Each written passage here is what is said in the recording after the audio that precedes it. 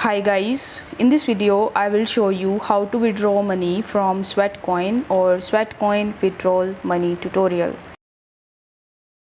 So in order to do this, you first need to launch your Sweatcoin mobile application, and then you just have to log in into your account if you haven't already.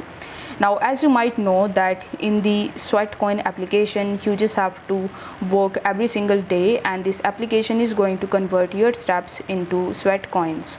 Now here you will be able to see my balance as 135 Sweatcoins in the top right hand corner of the screen.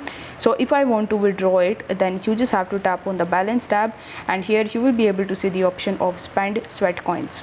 After tapping on this option, you will be landed on the shops page, where you will be able to see various types of offers on which you can basically spend your Sweatcoin, and in return you will be able to grab these offers. So as of right now, this is the only method of withdrawing your Sweatcoin from the Sweatcoin application. So here you just have to select any of the offers that you are interested in. So let's say I'm interested in this offer that says a free 1 month a Whoop trial or $20 off a Whoop membership. So here you just have to tap on the swipe button in the bottom in order to grab this offer. Then you just have to tap on the confirm button in the bottom.